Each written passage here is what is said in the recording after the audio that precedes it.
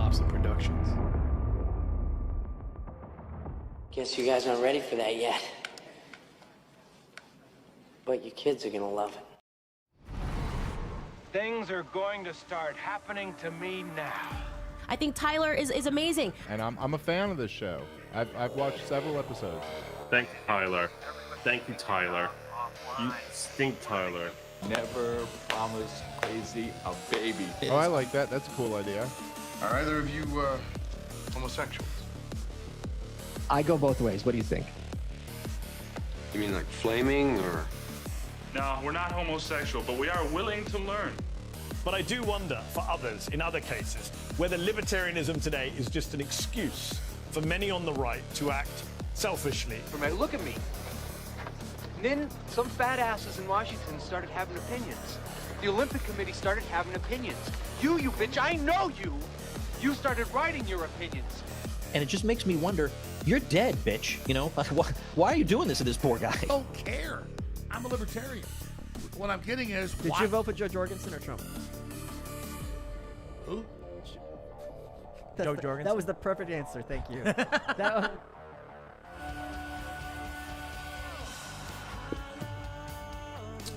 Hello. Well, there we go. Sorry, the camera just jerked out. That's what we call it, jerking out. This is Tyler, LPR. How are you doing, everybody? Let's see if we can disconnect or reconnect this camera. Tyler Yonke, LPR, coming to you on Friday night. This is what we do. It's gonna be look. We had. Let me get to you. Sorry, this camera fucking bothers me. Trying to have two cams set up here. Here we go. Let's see if we can. There we we'll wait for some people to join us here in a little bit. This is, like I said, this is Tyler Yonke. We are on LPR. We are hoping that you are coming to us and watching us vigilantly every week. Let's see, I did a pop out there. Okay, that's good. That's good to go. Yeah, welcome. What is this show about? Well, on Fridays, we're a little bit more relaxed. We did not do a legal show. I've been wrangled into two other podcasts. Okay, I've been wrangled into D.L. Cummings' Liberty Dad podcast, which is going to be on the first Mondays of the month. So look for us there. I'll put that out on our Substack so you can at least take a look at that. Then I'm going to be doing a loser cast, appropriately named. We did one there this last week with Leighton Toads on there. This other guy, I'm trying to remember his name. Sorry, there's two other guys. And we pick a loser. It was a little bit chaotic. Some chick joined in. It was not so good, but that's what we have there. And so I still want to do this next week. My law partner is gone from Sunday through the week and then through the next Wednesday. So he comes in the morning. He's always whatever bothering me in the office. I am going to be able to do shows. And by the way, court, there we go. First, by the way, court is lining up. So I'm going to be able to do some shows. So you must subscribe and get the notifications so that you can check out, because I'm going to be doing some morning shows. And you guys are like, but I watched the morning dump. Okay, well, you're just going to have to deal with me and Jose battling it out, so to speak. Eddie's in the chat. Welcome, Eddie. We'll let some other people come in. What's been happening in the world? And we'll get to some of that exciting stuff here. I watched a few podcasts recently. Oh, dude, this sometimes this stuff here.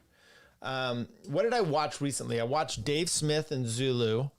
Embarrassing for Zulu, no offense. If you can, it's like anything in life. If you can't at least have your Wi-Fi working, stop trying to tell me how to run my life, or how I'm not to run my life, or whatever it is that you want grandma to die because you don't want $1, whatever the thing is. I tend to side with Dave on that. We'll maybe play a clip of this. I watched been watching Candace every day because you have to watch this. I say that Candace Owens is must-see TV. It's must-see podcast, or whatever you want to call it. Not because I'm a Candace stan, but because you've got, some of it is like fascinating and I'm all for it. And then the other parts are, okay, that's fucking wild. But what's most fascinating about this is, no matter your take on Candace, what is fascinating to me is the opposition. Here's the deal. If you don't like Candace, there's plenty to just gravitate to and to mock her for and to go after her. But then they just lie. The Quartering, this fat fuck up there in Wisconsin, he is coming out and he doesn't like her. Perfectly fine. You don't have to like her. But why do you have to lie about shit? Oh, look at her. He's turned down this invitation from TPOSA. It's like, that's not what happened. I mean, I'm sorry. I watch her show every day. Mostly I watch her shows so that I know what she's saying, so that you can see the lying. It blows my mind. Once again, there's so much easy fodder if you don't like Candace to go after her for. Completely fine. But when they lie, then you're going, oh, that's interesting. Maybe I'm onto something. Maybe yeah,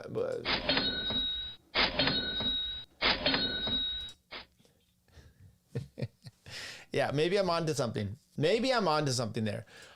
So with that in mind, look, once again, this is Tyler Yonke, LPR. We do shows. We're on we're all over the place. Let's take a look here. I want to show you where we are on Substack, because that really is the place to go. We just had look, I'm going to put this up here. We just had a members only showing of The Lone Gunman, episode 1. It's up there. If you're a member, you can sign up for free even. It's up there.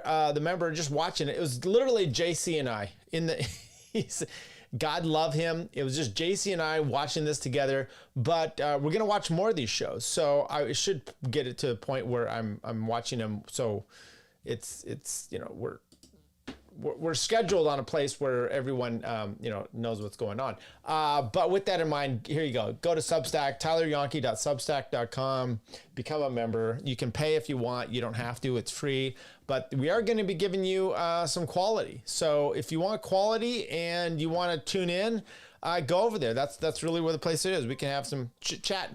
I put out an episode recently. It was all polished and nicely done. If you've watched Clint Russell's show, I was inspired by Clint. I messaged Clint. He and I messaged back and forth.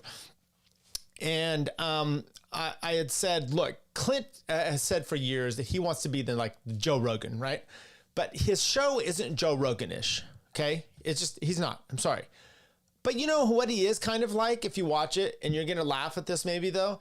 It's Tucker Carlson. If you watch a Tucker Carlson show, not the interviews, but Clint does good interviews.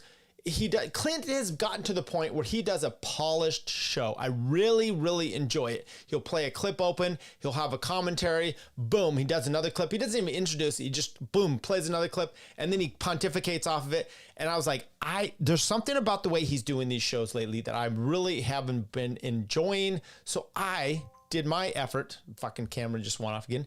I did my effort to do that, and I did it on, I said, make the Espionage Act great again. Now, what I'm actually thinking about with this, more if we played, multiple clips from stuff there about all the spying and shit. These people are all Jonathan Pollard, right? Ted Cruz is just really becoming disgusting to me.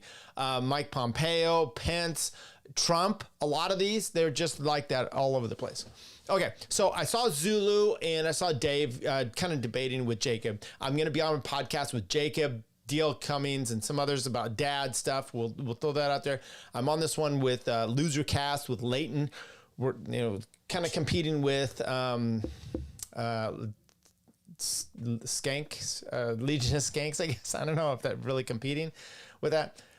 And then I watched Nick Fuentes and Steven Crowder. Now, if you saw Dave Smith go on with Steven Crowder, it was somewhat contentious right away. And part of that is because I think Steven Crowder is a little bit, there's something feminine about him. Now, he kept doing this the whole time, like he was adjusting his bra.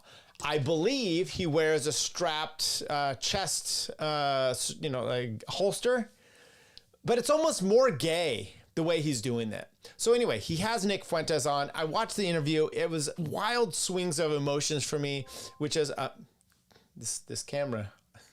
Wild swings of emotion for me, which is I'm agreeing with Nick, and then I'm not agreeing with Nick, and then I'm like cringing at Steven Crowder. Then I hate them both. And then I like what they're both kind of saying. Mostly I didn't like what Crowder was saying ever.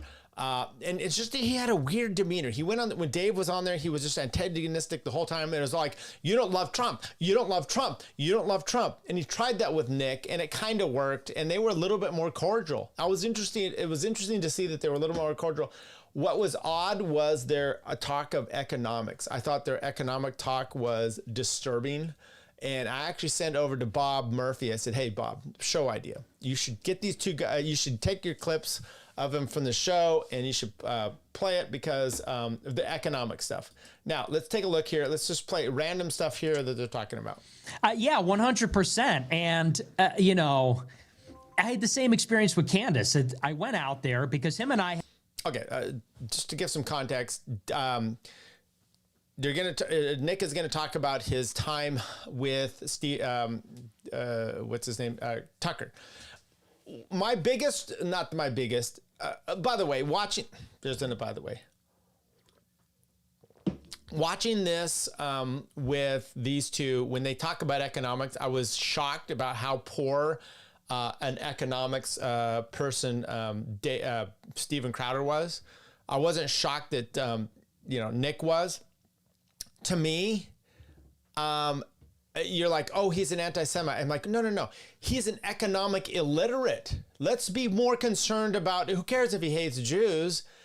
He doesn't know what the fuck he's talking about with economics. This is more disturbing. What's going to ruin my life more? His talk about the way he wants more tariffs, he wants more oversight, all the little things. It blows me away. Or that he doesn't like a group of people. Who fucking cares? And Steven Crowder was no better. Okay, so he goes on Candace Owens. Remember this, we talked about this. He goes on Candace Owens. He doesn't like the way she talks about him afterwards. I'm not a big fan of that, talking behind the block. It's like you had him on the show, you had a chance. She went after him pretty good, and she kept talking about him after the fact. Okay, well, he didn't like that. He turned into a woman, big blah, blah, blah, blah. Then he goes on, this camera. Then he goes on Tucker Carlson. They had been feuding. Right? Tucker calls him a gay Mexican. Actually, that was Robbie the Fire. He calls him a little gay man, fed, da-da-da-da. Then has him on a show. It seems cordial, seems fine. Tucker gets a lot of blowback. Tucker goes on multiple shows. I don't think Tucker said, I didn't see it, the things that you're going to say. Nick Fuentes has more problems with people if you mock him personally or you don't suck his cock like Steven Crowder does with Trump on this episode. It's unbelievable. You can hardly hear him because you think that's a mug in his face. No, that's Trump's dick or Trump Jr. It's unbelievable. And it's like disturbing. Okay. That aside, Nick Fuentes, if you want to get under his skin, just say something about him personally. He'll take it from there. Had beef. Me and Tucker had been privately and then publicly beefing for years. And, he called me on the phone over the summer and we talked a little bit. And then somebody arranged, Alex Jones was a part of it and somebody else kind of put this together. I went out. Wait. Dinner for Alex 3 hours. Jones was the mediator? He was. You do kiss and make up. All right, come on, this is enough. I mean, I can't imagine him being the middle ground, but okay. He's a sweet guy, he's a teddy bear. Guy. Yeah. So he didn't want to see us fighting because he loves Tucker, he loves me. He kind of put it together for us, and so I go out there, we have dinner, we do the show, and at no point during the show or during the dinner was it really even contentious. Was there really even an explicit disagreement? We had some disagreements, but he kind of tried to avoid those. I don't think that he was very forceful or direct about those. And then I went on my show the next day and said, yeah, it was a great interview. I thought it was really nice, and we're on the same page now. And then every single interview that he has done since then, he doesn't say my name without calling me an anti-Semite. Now, he was on Dave Smith, like right afterwards. I don't believe that he said that at all. So, but whatever, Nick. He's going and doing the circuit, and every show that he goes on, he says, Nick is really talented and this and that, but I don't agree with his anti-Semitism and Jew hatred. And I'm like, okay, so where was that during the dinner? Where was that during the show? I didn't hear that during the whole thing. I'm an anti-Semite now. This is my problem here. if you remember, he goes after he was on Candace and she was all up in his face. He complained about it after the fact. I was in her house. This was a cordial thing. I was there voluntarily. And then she's all up in my face. Like, okay, but then Tucker doesn't do that to you and you complain. I'm sorry. Why are you such a fucking femme? And I wish he would have brought that up during the discussion, because I would have loved to discuss that or to dispute that or whatever. But it's like you said, I got a completely different Tucker after the fact. In all these other shows, he's going around and telling everybody, that like it's the making of a murderer. Right. Like, okay, so I'll drop this off here. My belief here is with Steven Crowder it's so weird, which is, he acts like, hey, I'm going to be on your, and if you want a kid glove interview and you complained about Tucker Carlson, go watch this, because this was a lot of massaging. I don't know what the point Steven Crowder was trying to do with this. Now he tries to push back on some stuff and it's like, it's same old story that you did with Dave Smith, Steven Crowder, which is, you don't love Trump? Why do you love Trump? You don't love Trump enough. Why do you love Trump? And it's like, oh my God, this is so pathetic.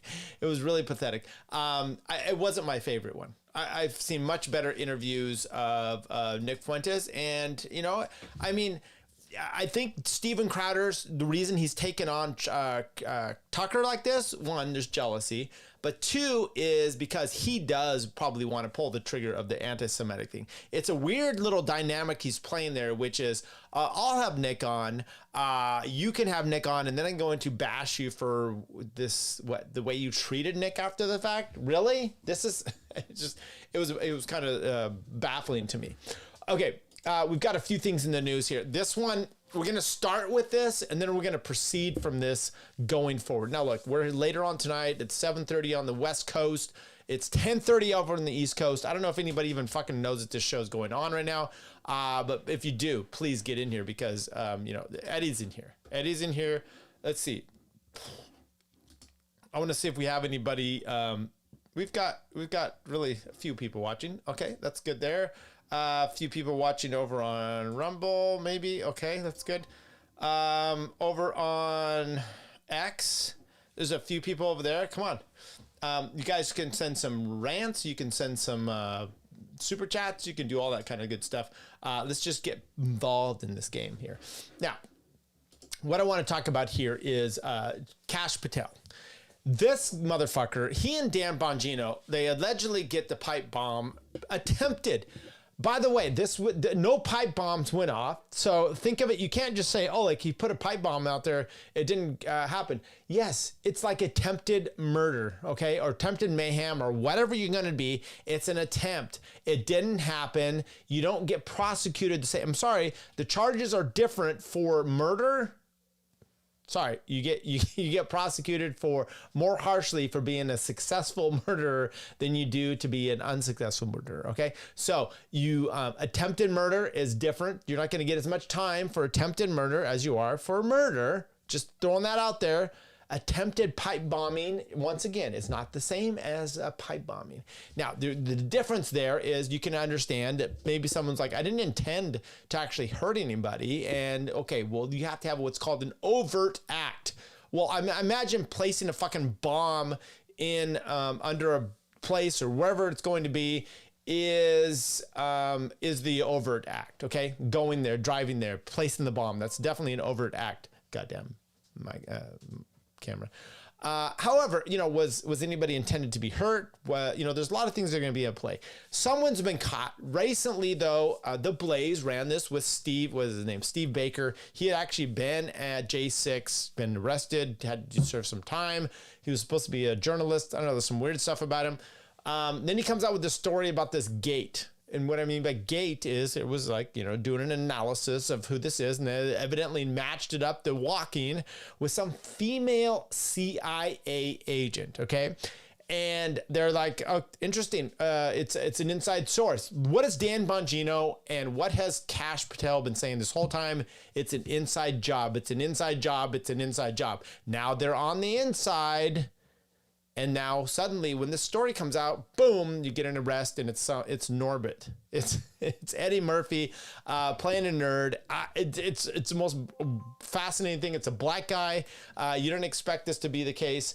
Antifa, I don't know. So we're going to have to figure out who and what this is all about. Okay.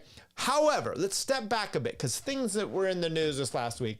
Kash Patel humiliated as explosive. A 115-page dossier reveals what FBI agents really think, and his tantrum after being issued a woman's raid jacket.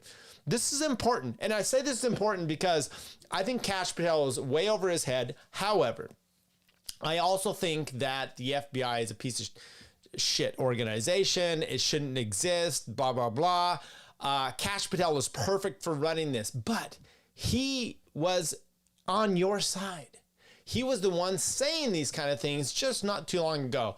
When I get the first day, if I'm elected to the FBI, nominated for the FBI director, first day in office, I'm going to shut the building down, the Hoover building down, and I'm going to turn it into a museum of the deep state. Basically, the idea that the deep state has been so dirty and so run roughshod over, President Trump, that it's irredeemable, and we should just terminate the FBI. So he gets nominated and he doesn't do that. Instead, he turns into a glorified pig. Your typical thing. It's just like the back to blue. It's so proud of this organization. We're doing it different. We're just doing it different. And he's kind of a skank. Okay, he and Bongino, they've said so many things about Epstein, about JFK, about the FBI, about all this kind of J6, right? We have them on record. They were on podcasts. Dan Bongino had a podcast of his own saying stuff over and over and over. And then they get into office and they're like, dude, why are you interested in this? There's nothing to see here. And it's like, what? I mean, it would be one thing if you weren't on record being so voracious and vociferous about your proclamations of who actually is doing all this stuff. We can look back and say, and I wish someone would actually come up to these two motherfuckers and say, look, here's what you said previously. Here's what you're saying now. Let's talk about not now, because you think that you're telling us I've seen everything. What did you see before that you were so strenuously pompous and assured of your opinions before? Were you just throwing shit out there? Okay, because if you were, now I'm concerned that you're in office and you're willing to just throw shit out there. Okay, or did you have some sort of source right before? And if so, what was this source? Did you look into this further when you became in office? Why did this source at the time convince you? Why did they have you by the balls so tight that you were able to go onto these shows and make these claims? We're going to play a bunch of clips of these two motherfuckers saying these kind of things now and then, and kind of giving us the inside scoop here, which is that they're full of shit. However, I think this is the biggest part. You get FBI, you get damn Kash Patel, okay? He comes in there. We played the clip. Do I have it here? I should probably take a look here. Let me see if I can find this one here. Oh, I do. Let's play this. That's right. We need America to wake up and prioritize Israel, and that is not what. All right, so there you go. We need to wake up and prioritize Israel. That's the kind of shit he said before, after, during. He's a piece of shit like that. Now, he comes into office and he's filed this lawsuit. I'm saying, come on, look, you can't divorce him. He's got this girlfriend. She's really young. Is she in control? I'm a little too big to be doing that. Now, there could be two things. There could be, if the child doesn't want to do that anymore, they could be coerced and parental alienation, or maybe the other parents, sucks and they don't want to be there. But oftentimes, if it's like, let's just say a 10-year-old and they're not going to the other parent, you're saying this about the one parent that they're in the custody of. They're saying, the child's not going, right? I'm not talking about a 17-year-old that's usually going to have a hard time to control, but I'm also not talking about a 3-year-old where you have full control. It's like a 10-year-old. I'm like, at some point, you're either one, not able to control this child as a parent, which is problematic, or you're choosing not to. It's one of those two. That's what I see with him and Alexis Wilton. She's young, You're the leader of the fucking FBI. You're up there with the president. You can easily tell this chick, hey, let's not file a freaking frivolous lawsuit. Let's not file this. Let's not have this out there, right? I don't want to be embarrassed. Or you either, one, aren't doing that, or you can't do that, okay? And both of those are problematic at the position that you are, right? That this woman is doing all kinds of stuff that's really literally putting your reputation at harm here, okay? So my point of that is, like, I don't believe he's not able to control this person. And you may go, how dare you say controlling a woman? That's not my point. I'm saying it's a female. She's really young. He's in a super important position. And if he's not able to say to her, look, who cares? Who cares if this guy put a post up there and put a picture of you? I don't care. You're a music sensation. I'm the leader of FBI. We don't care about this. Ignore it. Move on. Okay. Plus, you're going to put more damage to me if you do this kind of stuff. No. He's not doing that. Either he's not able to, or he's not willing to. And I actually believe that he is pushing these lawsuits against, Serafin and Elijah Schaefer, and it is embarrassing. Okay. It's embarrassing. Now, with that in mind, we're going to go to a wardrobe problem, and it just makes complete sense. This is a guy that complained over and over and over about the former FBI director flying a private plane. Now, then Cash comes in there, and they're like, hey, you're flying a private plane to her, concerts that she's going to. And he's like, I have no choice. The FBI director is required to do so. It's like, well, what about when you said it before? Oh, I was saying, because he was taking a puddle jumper from one airport to the next. I drive to this other airport. And it's like, dude, you are so lame. Okay. You're gay. You're lame. You're all this stuff you're doing. Now we're going to talk about the story of a jacket. And I believe this story 100%. There's nothing about this story that I don't believe. Okay. Now he's gone on record and he's like, look, with Megyn Kelly's, no, it was Laura Ingram's like, well, it's been refuted. I'm like, just because he said it's the case. This is a motherfucker that's gone on and lied about multiple things. I'm going to, turn the FBI into the whatever. Our JFK files are completely there. Epstein, I've seen the files, right? All this stuff you're talking about, just lie after lie after lie. And now we're going to leave him because this petty jacket issue. This is right in line with everything you would expect.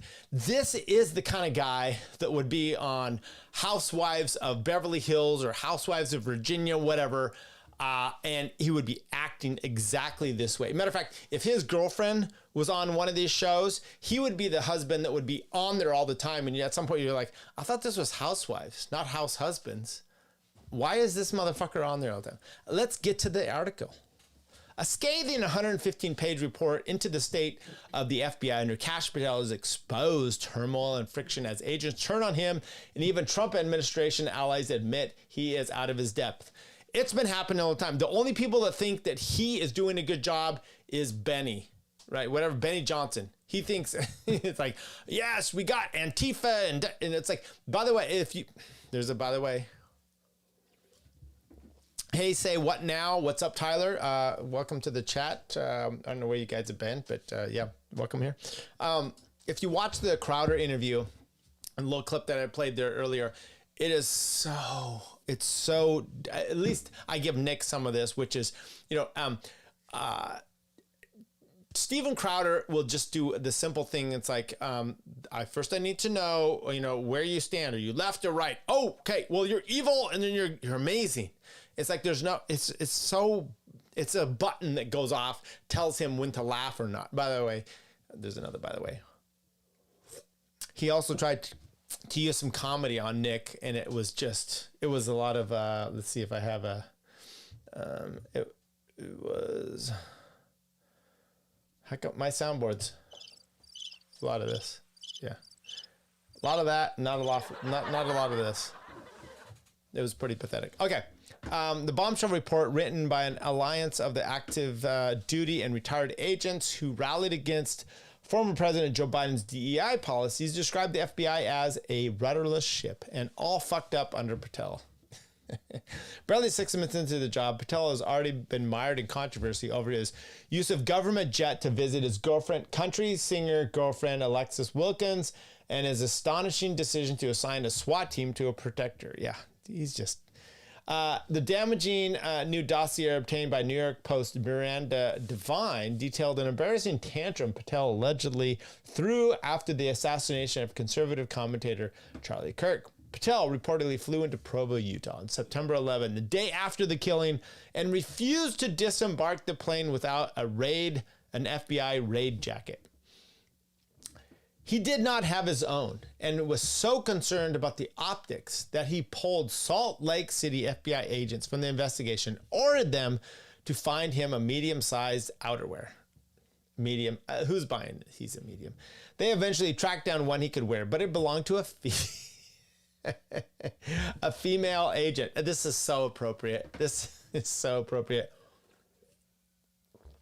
Patel was reportedly fuming when he received the jacket and erupted when he noticed 2 areas on the upper sleeve that did not have Velcro patches attached, and still refused to step off the plane. Okay, there's his hottie.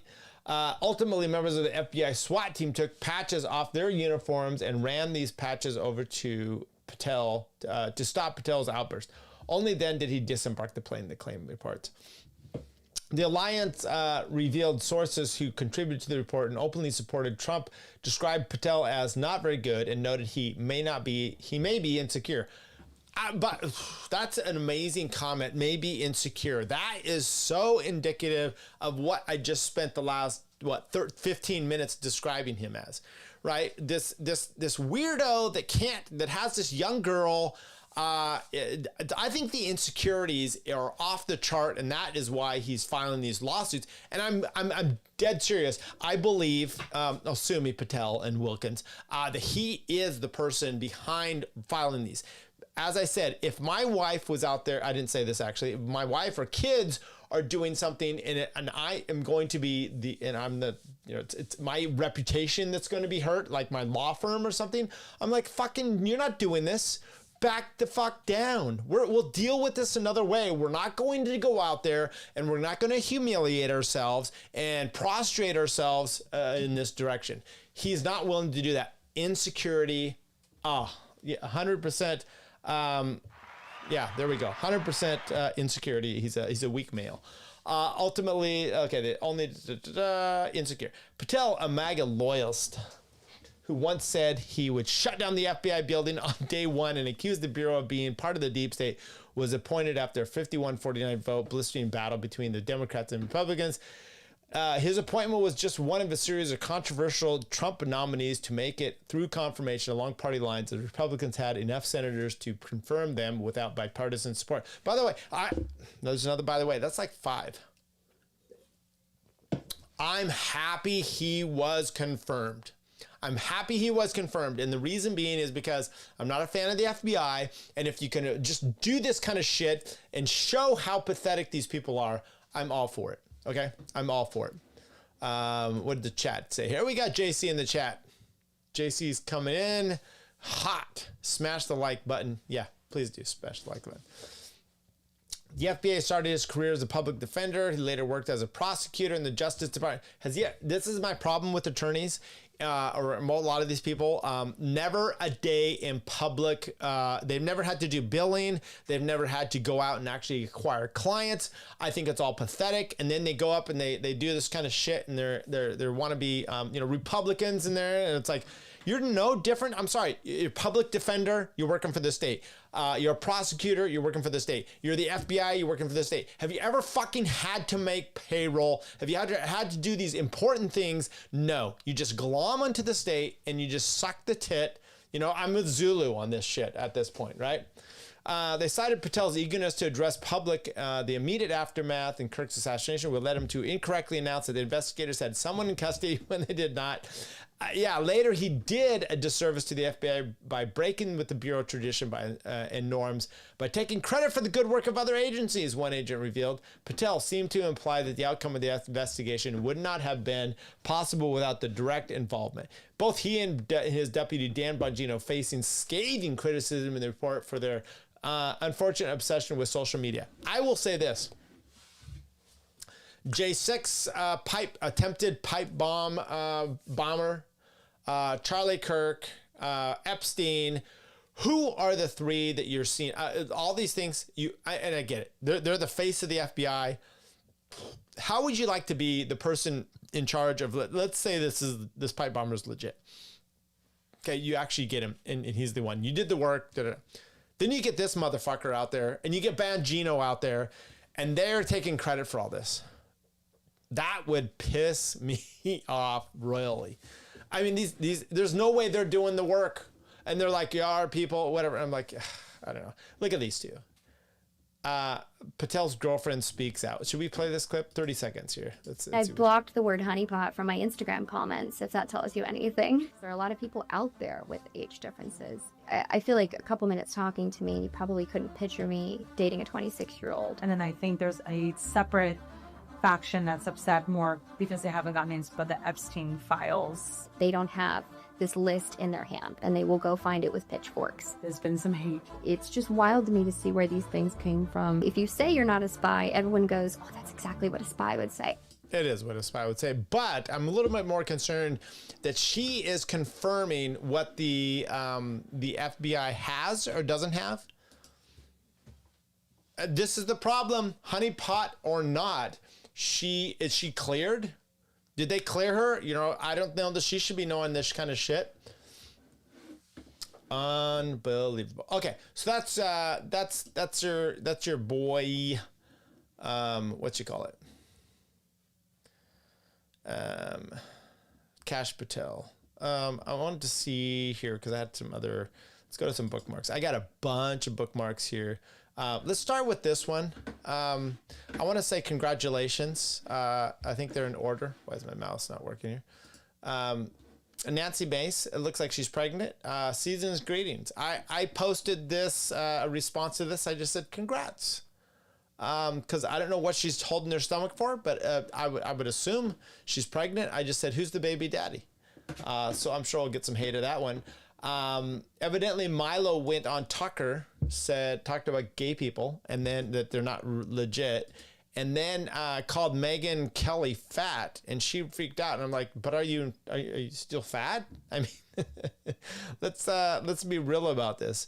I don't want to get it. I want actually. So this guy here is Nathan Livingston. He was one of the people sued by the Tate brothers. I went over that defamation lawsuit in detail. I don't believe I said that they were going to be successful. I'll have to go back and look there.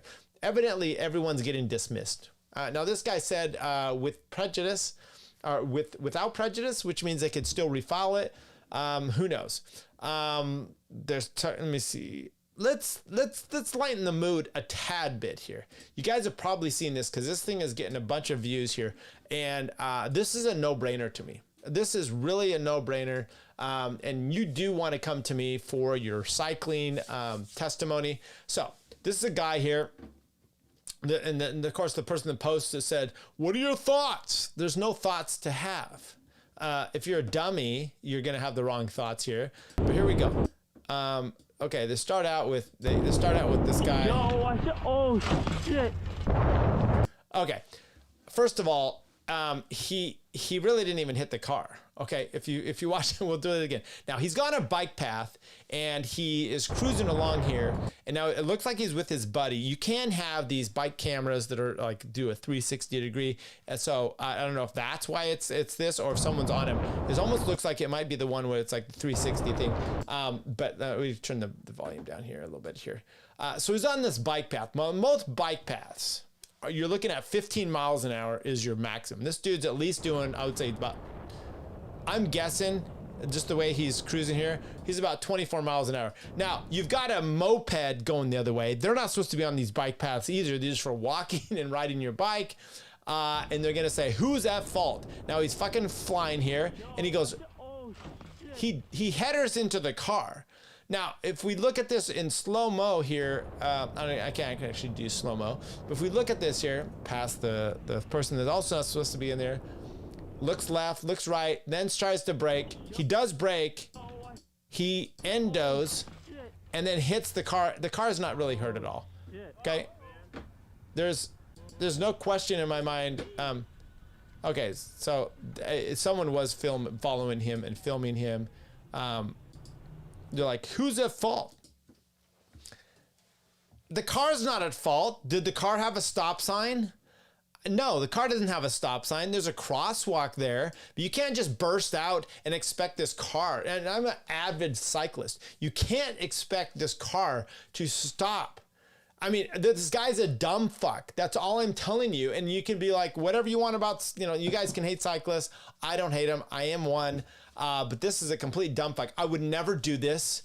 I mean, what the fuck are you thinking? You're riding up on a bike, the road going across, and cars are coming, and at night, and you think you're going to be okay with this? This is dumb. Who's at fault? You think the car is at fault? No one here thinks the car is at fault. The bike rider is at fault, completely, indubitably at fault. Okay. I got a few here. Let's see. Let's start here. Let's go through some Dan Bongino stuff. Fascinating stuff. I can't wait to play all these things. This is called the stuff with the J6 pipe bomb. New York Post reporting. Hang on. This is him on Sean Hannity, a minute 42. Let's go. New York Post reporting that this suspect, Brian Cole, had possible anarchist leanings. First of all, this is so typical. Who cares what your leanings are? Okay. Now, I made a whole podcast, episode about leanings of communism. They don't give a shit about that anymore. I did a whole podcast, leanings of treason, which is your Zionist beliefs, basically stand in line ahead of American beliefs. These fuckers don't care about that anymore. But you're an anarchist. We're going to assume that means guilty. It's just pathetic. Have other contacts that spoke with people that lived in the neighborhood, that knew him. Any evidence at this point that you can tell us? Any anti-ICE sentiment? Any anti-police? Who fucking cares if you have anti-ICE sentiment? This is the stuff. This is the easy Sean Hannity. This is the easy Steven Crowder. If you have those things, it means you are de facto violent against America. That's just what it is. It's just you're not going to prove anything like that in court. So why are you saying this? Because it's easy for your base. It really has nothing to do with proof. It has to do with winning more. Any radicalization or evidence of radicalization that you and the team, to quote you, are finding and that you're seeing at this point? Well, the assistant director in charge of the Washington field office is an absolute manhunter. Darren, you saw him at the press conference today. In just the last couple of months, he's had to deal with the tragic National Guard shooting, Washington Safe Streets program. He's been dealing with this case and other public interest cases as well. I say that because this was a lengthy investigation. This did not just happen yesterday. We've been doing this for a while. As legal process starts to come out and filter out into the public space, you may see some more stuff tomorrow. I don't want to get ahead of it, but you'll see more. And I want to be very clear with the public. This is chapter 1 of a 10-20 chapter book. This investigation is not over at all. The investigation has just begun. We've interviewed Norbit, the subject, at length. We are still going through an enormous amount of process, accounts. So it would be very early for me to get out ahead of that on motive. I mean, obviously the motive was to drop a couple bombs and that could have killed people. But what the actual ideology and motivation, I want to be cautious that this gets done correctly, and sometimes smooth is fast. Well, first of all, the ideology has nothing to do with any of it. It could be his motive, but you don't present motive to the court. You don't need to present motive to, there's nothing in the law, as an example, when you see a murder, right? Textbook definition of murder. the unlawful killing of a human being with malice aforethought. Does it say anything about there with a motive of X, Y, and Z? No. Motive is how, law enforcement tries to figure out who might be the person, the suspect. But that's not what you don't give a shit. I don't care if he's an anarchist. I don't care if he's a right-winger or a left-winger. The politicians care about that. And Sean Hannity and Benny, and then the left, Bernie Sanders and all those, they all care about it because I want to point fingers. Okay, I don't know if I finished that one. Did I? I don't know. He said something here. I want to see if I find it here. Kash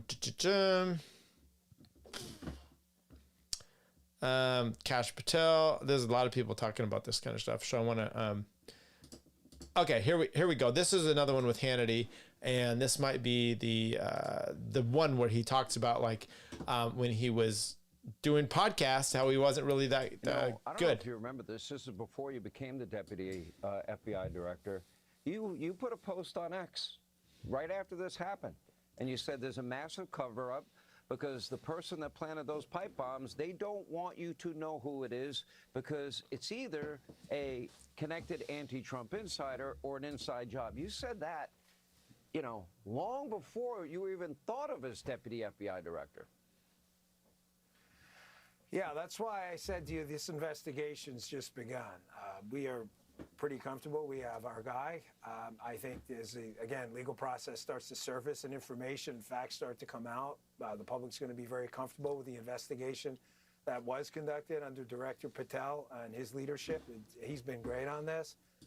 But I don't want to, listen, I was paid in the past, Sean, for my opinions. That's clear. And one day I'll be back in that space. But that's not what I'm paid for now. I'm paid to be your deputy director, and we base investigations on facts. And, it was interesting. I was looking out in the crowd today at the presser, and I saw a couple of media figures who you and I both know who promoted the other scandal, the collusion hoax.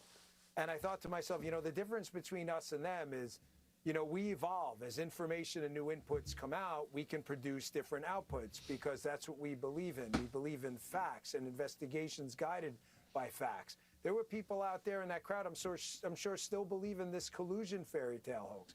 So we'll see. We're going to be guided by the facts as this thing goes forward. And I also can't stop the leave the truck here without thanking the president. So who had put this post up? Was it Kyle Surfing? He's like, Dan just said he was previously paid to bullshit you. Now he is paid for facts. Then he slobbed the knob of president. Mic drop.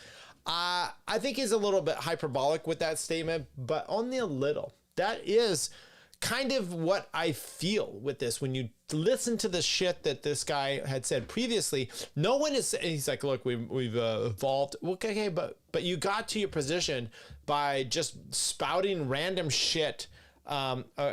When you were on podcasts. Let's take a look here. Here's a let's go to a few examples of what Dan Bongino recently said here.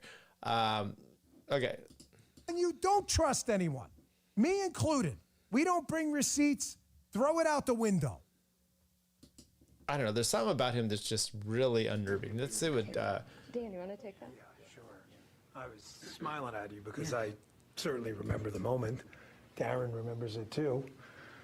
He said, "Are you sitting down?" Called me on the phone. I said, "Oh boy, why? Is this bad news?" And he said, "I think we got him." What exactly that tip was, we're going to have to pass on that for right now while obviously we're in the prologue of a long book. This is just the beginning. This is not the end of the investigation, as you all well know, having reported on these for a long time. There's interviews to be conducted. The search warrant processing scene is not even done.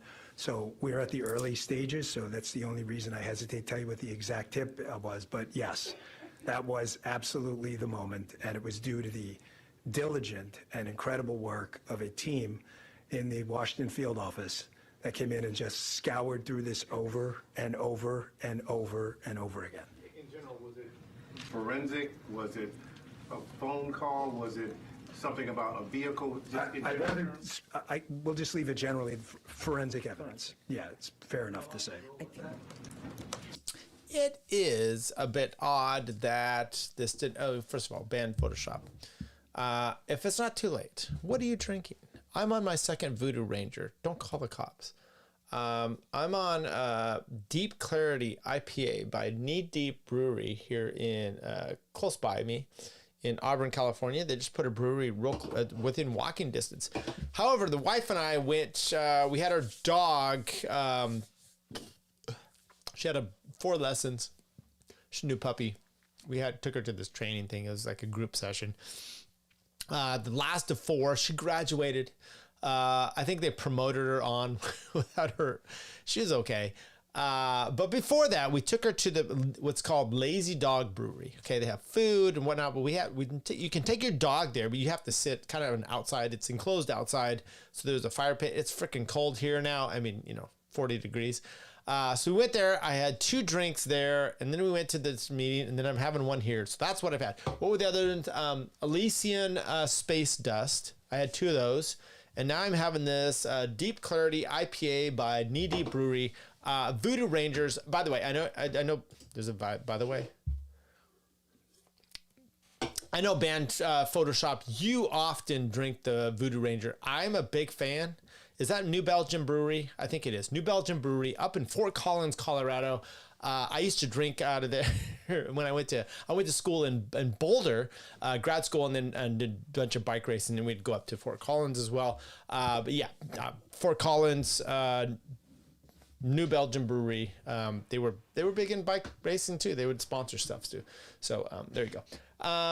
Do I have any other good clips of these losers? And I say that with the most affection possible, because there's not a fan. Let's go to a few other clips I have, and then maybe we'll take off here. This is Dave Smith. Let's see I don't even know what he's talking about here, but evidently this is something he said last night. The person you love the most in the world was going to get tortured to death, and you could steal a penny or $1 to stop it from happening. Like, I thought the whole call was that you will bite that bullet to my face. So like, are you actually saying you believe that, and you would do that with someone you love?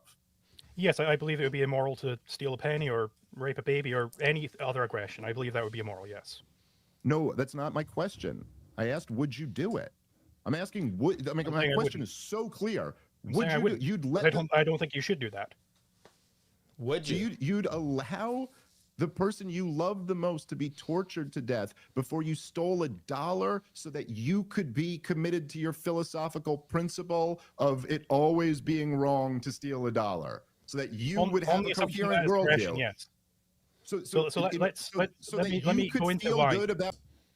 So if you watch that interview, and let me pause this here. If you watch that interview or the debate with Dave Smith and Zulu over on Daniel's Biblical Podcast page, one thing that came away with there, and it's something that needs to be emphasized, is laws come and go. Laws are essentially man-made, and they do not equate to morality. So there's a moral quandary that's taking place here, and I think that's kind of what Dave's talking about.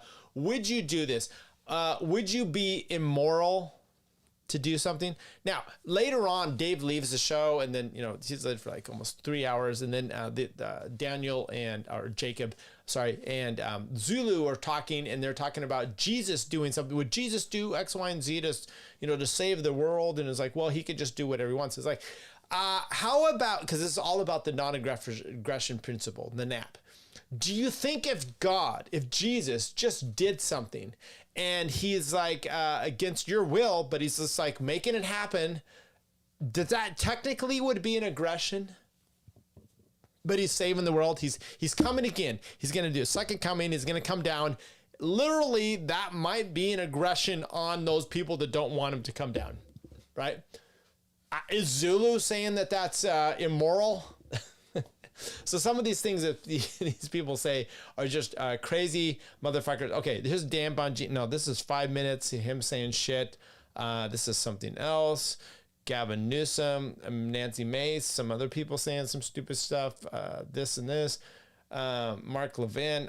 These people are gross. I wanted to get into a little bit of family law, see if there was, I thought I had let's play this, and then maybe I'll take off from here at the end here. Okay. This is a post that says, do you think people should pay support on overtime? You're considering is overtime. Well, support is based on income from which support could be paid. It doesn't differentiate or say that. Well, tell him to quit working overtime. I mean, he's working overtime so he can afford something. Overtime is optional. If he wants to spend his time working instead of sitting in a bar spending money, why should, that matter? I'm just saying that the support formula doesn't exclude specifically overtime pay. I understand. All income from which support could be paid, all available income to both parties. I don't know what state this is, but I feel this attorney, this John Greer, is a dumb motherfucker. First of all, you're appearing in court and you're arguing with probably a commissioner about the issues of support, and you don't know. Income for support is money, and it literally says this in the code, any way derived.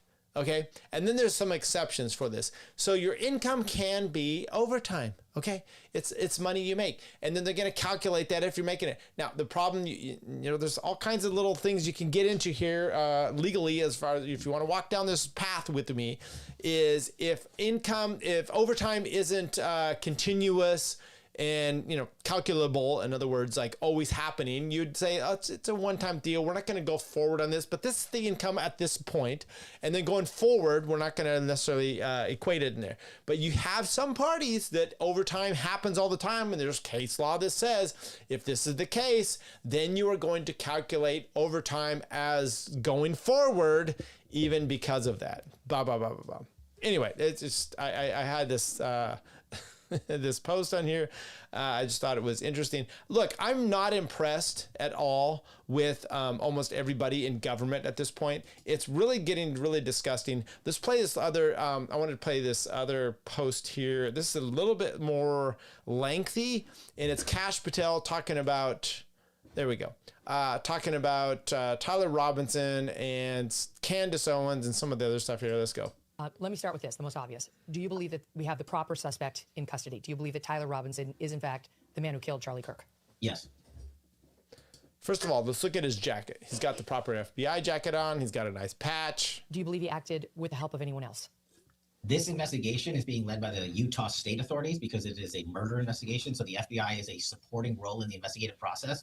And so what we're doing is the same thing we did in the pipe bomb investigation. The investigation is ongoing for us. I just kind of, I get it. They're trying to have transparency and all, but it's really just propaganda. And if you can't see the difference, I'm sorry for you, but I would almost rather that Kash Patel just fucking do his job rather than going on all these podcasts, honestly, because I don't think his podcast, I don't think that he's doing any good. If there's any new leads or tips, we are exhausting them with search warrants and legal process. But at the same time, we're working with the prosecutors in Utah to make sure we don't screw up their investigation. Because again, the worst outcome would be if the guy that killed Charlie Kirk walks out of a United States courtroom in the state of Utah. And so it's a delicate balance again, but there is no way this FBI is going to stop that investigation until it reaches its all-conclusive endpoint. Do you believe any foreign government had a role in his assassination? At this time, the FBI doesn't have credible information to connect any foreign governments to it. But as I said, we are continuing to take investigative leads. We're not done. Just because we arrest someone, just like in the pipe bomber case, we don't just say, okay, we're done, on to the next. The investigative team continues to work with the Utah. Is he wearing a shirt under that jacket? Authorities, and they're deriving their own leads and coming back to us and say, hey, can you look at this piece of information? Can we get a search warrant on this account? What about this individual who is located in X, Y, or Z? We're tracking all that down. Do you have any credible reason to believe that anyone connected with the Turning Point organization had anything to do with Charlie's death? Zero. Okay. Two things come to mind here. When I don't know if I can find it here. Nick Fuentes on with Steven Crowder. One of the first questions Steven Crowder asked him is, do you believe the Jews had anything to do with Charlie Kirk's murder? And Nick's like, no. Now, this is where I think Nick is too involved. His mind isn't quite where he should be. The answer should immediately be like, who's saying the Jews? There's accusations that Israel might have something. Are you talking about Israel? Because Israel isn't all composed of Jews, right? Ben Shapiro is very, very, very, he likes to make sure that you know that there was an Arab an person of Islam faith on their Supreme Court. So we always have to make sure we understand Israel is not just a Jewish nation, even though it's only a Jewish nation. Okay. It's like, first of all, we're saying Israel. Why are you saying Jews? Why are you such a anti-Semite? That's what I would say there. Much like this kind of thing. TPUSA, first of all, is Kash Patel on the board? Has he given money to them? Should he even be speaking about this in the first place? There's a gag order.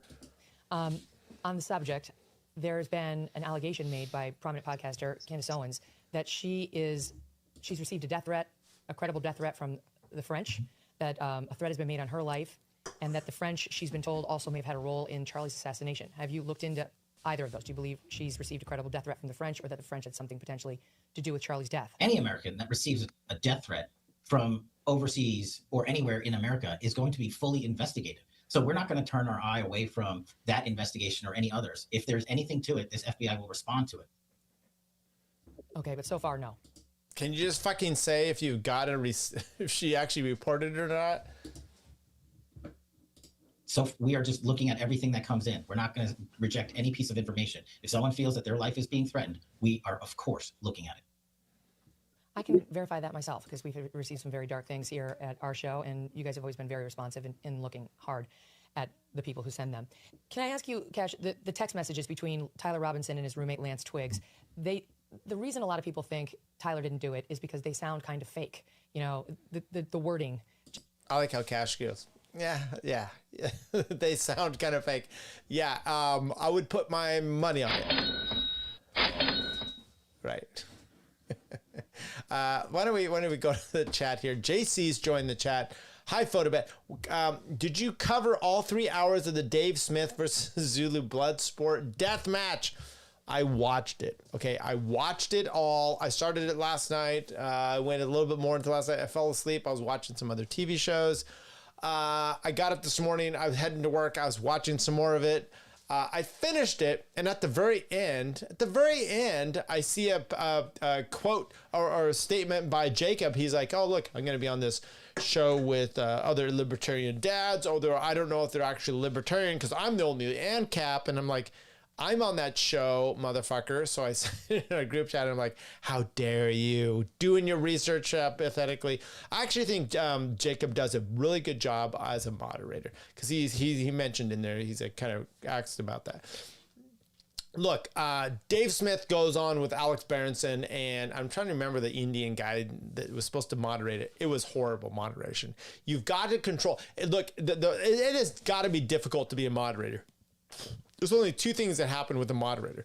You're either like, people are like, you suck, or they're like, I didn't even notice that there was a moderator there. If you don't notice there's a moderator there and you don't say they suck, you probably did a good job, right? Because you don't need to be seen. If you're doing too much and being too involved, you suck. If you're not doing enough, you suck. If you're actually doing the good moderating and you're keeping things moving, you don't even really notice it. You're just like, oh, yeah, this person's doing it. So I think actually Jacob is doing a fine job. Did I cover all 3 hours? I did not cover all 3 hours.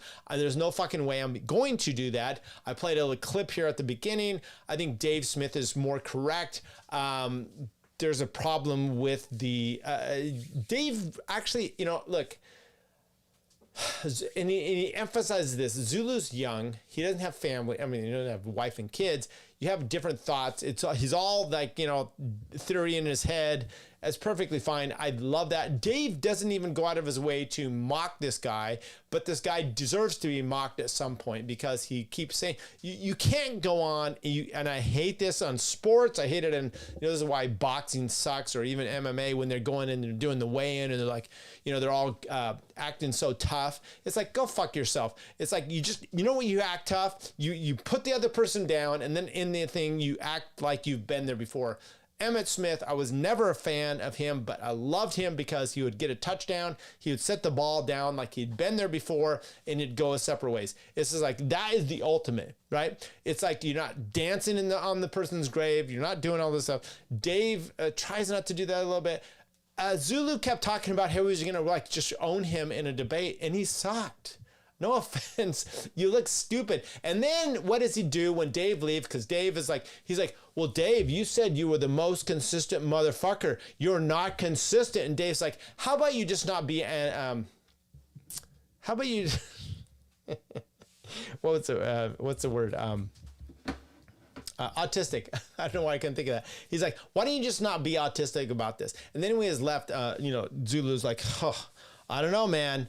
I mean, he literally accused me of having like a mental problem, being autistic. And it's like, what does that really mean? Autistic people, they can't see humor. They have a really tough time with sarcasm. Okay. So this little biting thing doesn't work with them. And that is really what Dave was saying here. It was like, how about you not be so autistic about this and just see a little bit of humor and not think that I'm making a Alex Berenson, perfect example. You said this, I don't remember what he said, but he tried to bring it up in a middle thing about, was Dave making a joke with Spencer or one of those guys on his show like 12 years ago, basically about, making a Holocaust joke. Oh, you mocked the Holocaust. It's like, good God, people, can you have some humor in this thing? He was given a gag order. Yeah, he was. Good moderators are hard to come by. Most of them want to be too much airtime. Exactly. Leighton's there. Good. You're welcome to have. Look, I'm on a show with Leighton here. We're doing a loser cast. I picked you. If you don't know, go to Leighton's show. Go to my page there, Tyler Yonke. Or actually just Tyler Yonke on Twitter. Look for the loser cast stuff. We're going to be putting a show out. I think it's every Tuesday. And we pick a loser. Toad is on there. I love my man Toad. Leighton had another guy behind the scenes. There's a little Native American, Native Alaskan in there. And then another guy. I'm trying to remember his name as well. Nice guy. So we all pick a loser and we do. I think I'm winning. I picked Ashley St. Clair. I mean, come on. One pick, like, it wasn't literally, but it was kind of like a Genghis Khan. Leighton picked some like New York or Washington Post reporter. I don't even remember who Toad picked. This is how bad it was. I picked Ashley St. Clair for giving up the millions of dollars that Elon Musk was giving her. And then she's like, no, I'm going to file a suit in court. I'm going to make this child known to everybody. And then she lost a ton of money because it was a reciprocal relief in family court. What that means is she was getting something previously, it was better. And then he's like, fine, then we're going to just go with what guideline is to do the calculation. And she gets fucked over by it. Glad she's actually, we are the winners. She is a loser. And I think I won that lady. Okay. I think we're about done for the night here. This is going to be difficult. It's going to be difficult. I've got this Tuesday show with Leighton. I've got a Monday show just once a week with Deal Cummings, Jacob, and another guy named Adam. It's going to be fun. Look for us there. I will put things out. Go to my Substack, people. You got to go to the Substack. Oops, how come it's not there?